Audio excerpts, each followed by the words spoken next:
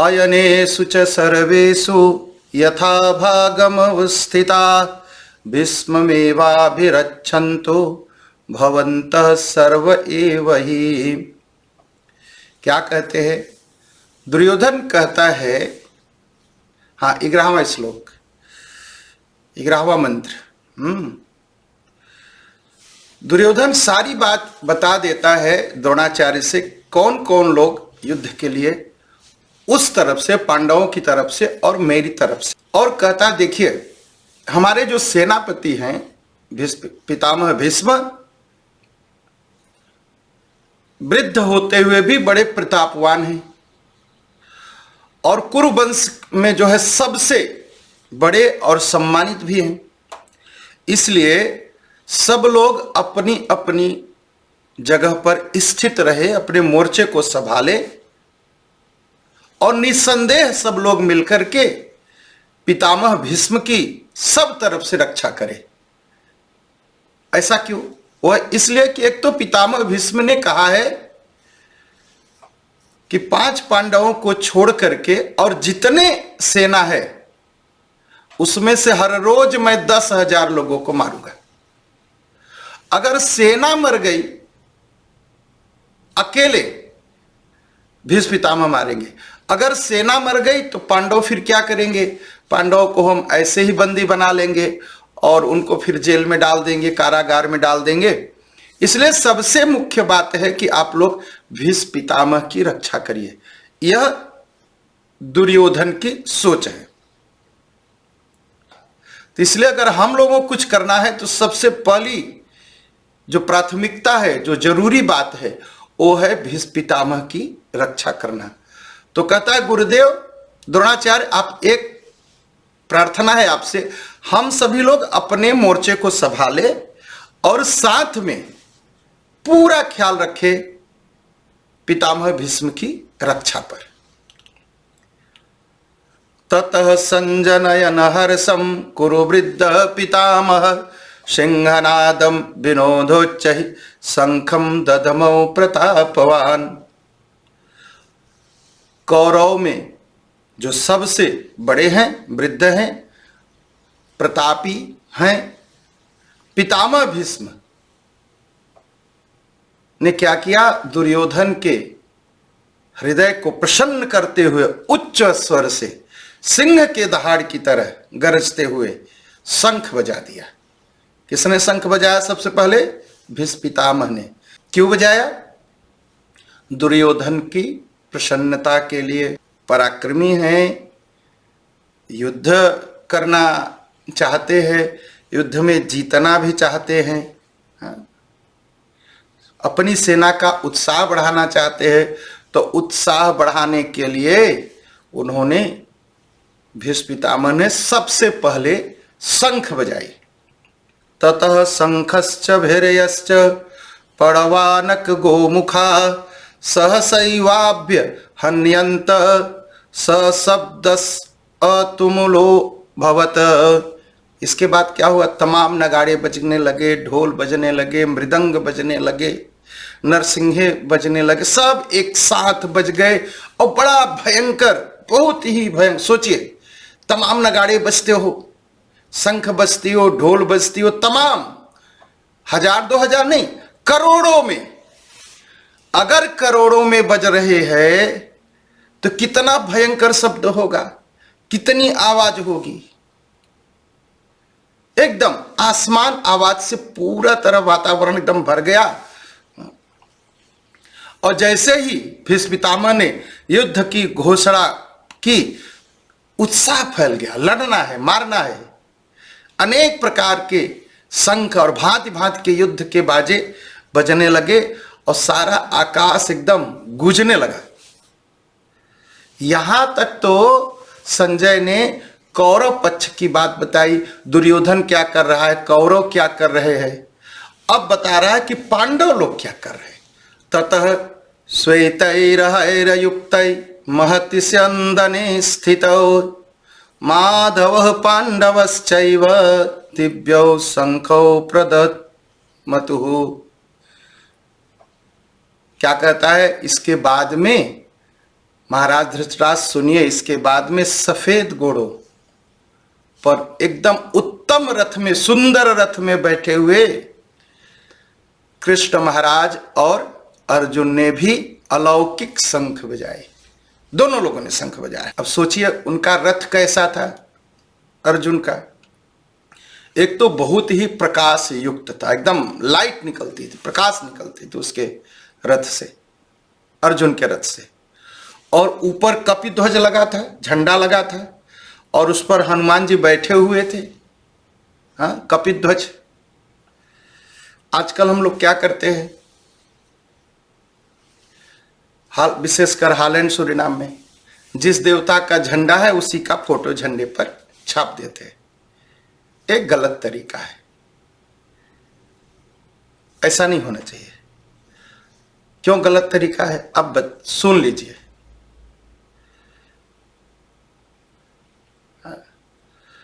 अगर विष्णु भगवान का झंडा है तो विष्णु भगवान को क्या कहा है, गरुड़ ध्वज।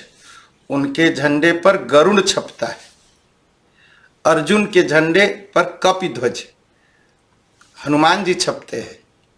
हाँ? और शंकर भगवान के झंडे पर नंदी छपता है।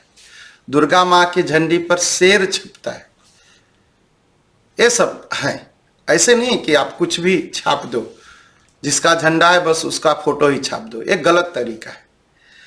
तो हमारे जो अर्जुन महाराज हैं, अर्जुन के रथ के ऊपर जो झंडा लगा है वह कपिध्वज है, उसमें हनुमान जी छपे रहते हैं।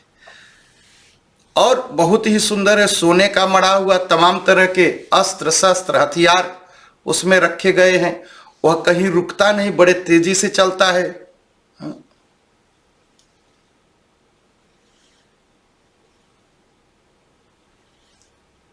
और इस रथ को देने वाले चित्ररथ नाम के एक गंधर्व थे, उन्होंने अर्जुन को यह रथ दिया था।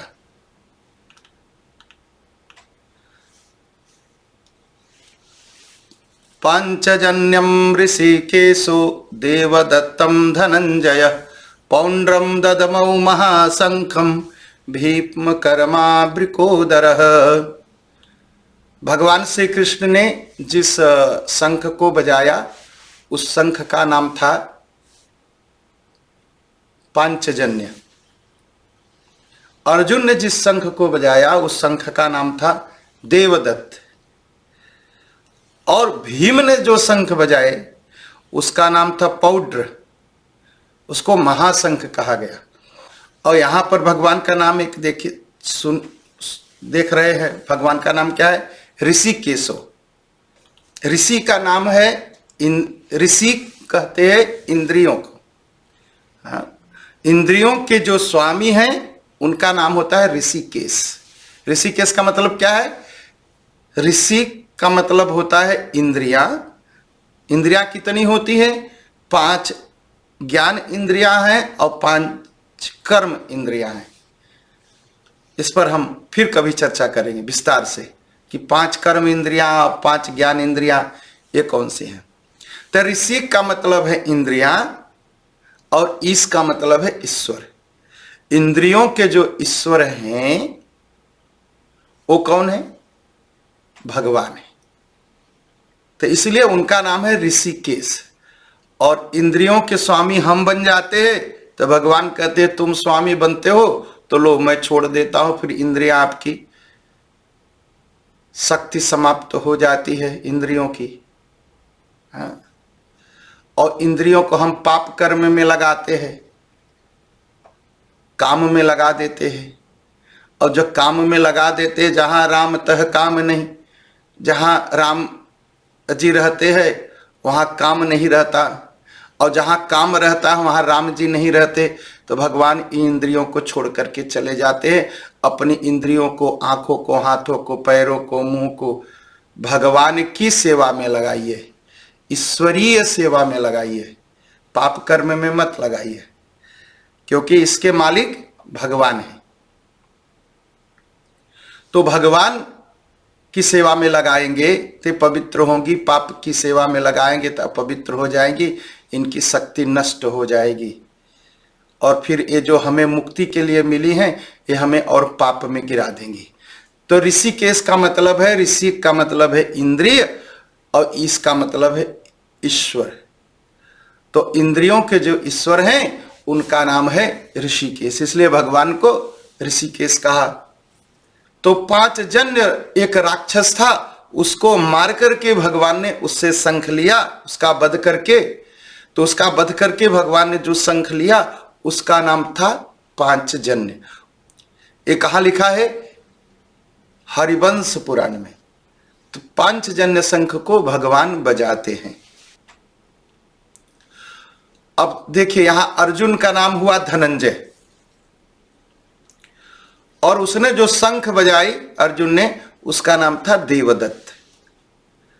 राजसूय यज्ञ जब किया गया, जब राजसूय यज्ञ हुआ, महाराज युधिष्ठिर ने किया, तो उन्होंने अपार धन, अर्जुन ने अपार धन जीत करके राजा के चरणों में लाके रख दिया, युधिष्ठिर महाराज के चरणों में, इसलिए उसका नाम हो गया धनंजय। अर्जुन का एक नाम है धनंजय, जो धन को जीत करके लाए उसका नाम धनंजय। देवदत्त नाम का जो शंख था वह इंद्र ने अर्जुन को दिया था। ये कहाँ लिखा है? महाभारत में वन पर्व में लिखा है। इस शंख का आवाज जो है इतना भयंकर होता था कि सुनकर के शत्रु सेना दहल जाती थी। भीमसेन, भीम का नाम 2 है, भीमकर्मा वृकोदर। भीमकर्मा वृकोदर ये भीम के लिए कहा गया। और भीम ने जो शंख बजाई उसका नाम था पौंड्र। भीमसेन बहुत बड़े बलवान थे, उनके कर्म इतने भयानक होते थे कि देखने सुनने वाले के मन में भय पैदा हो जाता था। वो अपनी पीठ खजुआ देते थे किसी पेड़ से तो पूरा पेड़ ही हिल जाता था। बड़े भयंकर।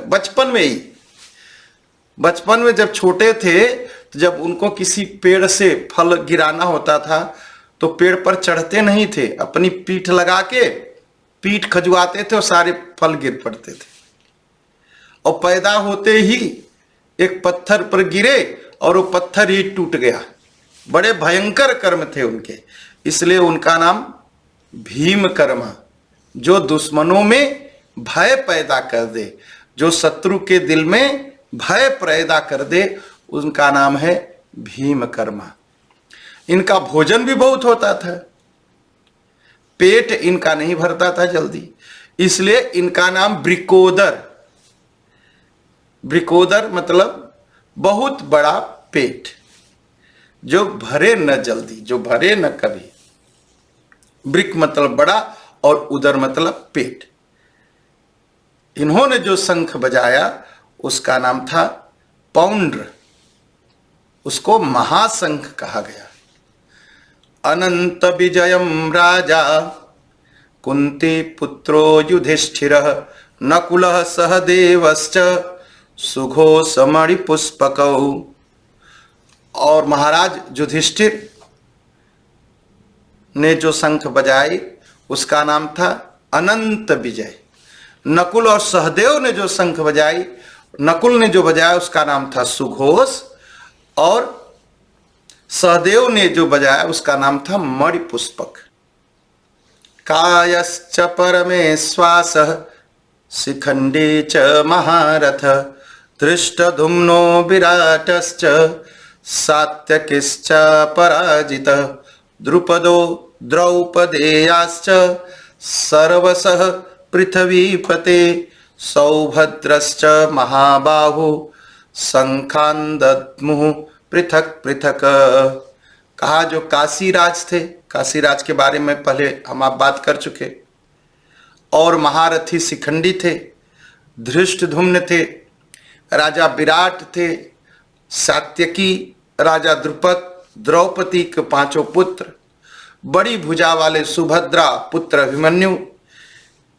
कहा संजय ने कि हे राजन, सब लोगों ने अलग अलग शंख बजाए।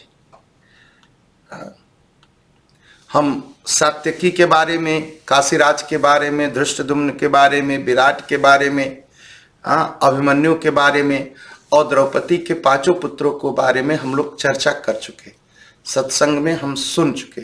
अब शिखंडी को सुनते हैं। शिखंडी के बारे में अभी हमने चर्चा नहीं की। शिखंडी और धृष्टद्युम्न दोनों ही राजा द्रुपद के पुत्र थे। शिखंडी बड़े थे और धृष्टद्युम्न छोटे थे। सबसे पहले राजा द्रुपद को कोई संतान नहीं थी, तब उन्होंने क्या किया, भगवान शंकर आशुतोष की पूजा की और भगवान शिव जी प्रसन्न होने पर राजा, जब शंकर भगवान प्रसन्न हुए तो राजा ने उनसे प्रार्थना की, याचना की। ने कहा तुम्हें कन्या की प्राप्ति होगी, पुत्र नहीं कहा कन्या की प्राप्ति होगी। राजा द्रुपद बोले भगवान मैं कन्या नहीं चाहता, मुझे तो पुत्र चाहिए।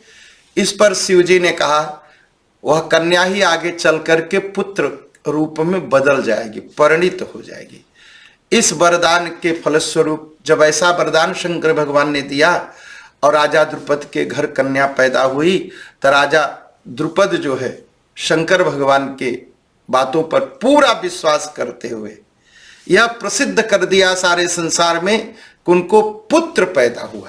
छिपा गए कि पुत्री पैदा हुई, पुत्र पैदा हुआ और पुत्र की तरह ही उसे पालन पोषण करके बड़ा किया और उसका नाम भी रखा शिखंडी। और हर समय वो राजकुमारियों वाला कपड़े नहीं पहनता, वो राजकुमारों वाला वस्त्र पहनाया जाता उसे। और इसी समय दशार्ण देश के राजा थे हिरण्यवर्मा। हिरण्यवर्मा की कन्या थी, उससे शिखंडी का विवाह हो गया। और जब हिरण्यवर्मा की कन्या घर आई तो देखा वो तो पुरुष नहीं है, वह तो स्त्री है, वह लड़की है। वह बहुत दुखी हुई हिरण्यवर्मा की कन्या और अपने पिता को सारी बात बताई। और राजा हिरण्यवर्मा को बड़ा क्रोध आया और द्रुपद को मारने का निश्चय कर लिया कि मैं युद्ध करूंगा। द्रुपद ने इतना बड़ा जो है विश्वासघात किया, धोखा दिया, झूठ बोला, इसका मरना ही उचित है।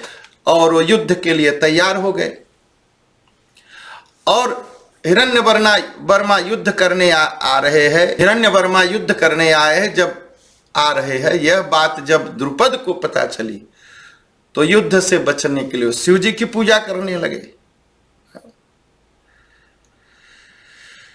और इधर पुरुष वेशधारी उस कन्या को, अब जो शिखंडी था वो भी दुखी था कि मेरे नाते जो है पिताजी पर विपत्ति आ गई। मुझे सब दिन जो है एक लड़के की तरह, पुत्र की तरह प्रचारित किया, मैं पुत्री हूं। तो शिखंडी भी घबरा गया और वह जो है विपत्ति आई देख करके उसने प्राण त्याग का निश्चय कर लिया कि मैं शिखंडी ने सोचा मैं प्राण त्याग दूंगा, मेरे ही नाते मेरे पिता पर विपत्ति आई, मैं मर जाऊं सबसे अच्छी बात। वह आत्महत्या करने के लिए शिखंडी चुपचाप जो है घर से निकल गई। और रास्ते में उसे जो स्थूणाकर्ण जो है एक यक्ष था, उससे भेंट हो गई। यक्ष को दया आ गई, उसने कहा देखो तुम्हें मैं स्त्री से मैं पुरुष में बदल सकता हूं, तुम्हें लड़की से मैं तुम्हें लड़का बना सकता हूं। और उसने लड़की से जो है शिखंडी को लड़का बना दिया। और शिखंडी घर वापस आया और हिरण्यवर्मा ने परीक्षा ली तो लड़का निकल गया। उन्होंने क्षमा मांगी और वापस चले गए, युद्ध नहीं हुआ। और इस बात को जो है भीष्म पितामह जानते थे। तो शिखंडी के पिछले जन्म की भी कथा है, तो बहुत लंबा हो जाएगा सत्संग। इस बात को भीष्म पितामह जानते थे। तो भीष्म पितामह सोचते थे मैं स्त्री से युद्ध नहीं करूंगा, यह तो स्त्री रूप में जन्म लिया था, अब पुरुष बन गया है।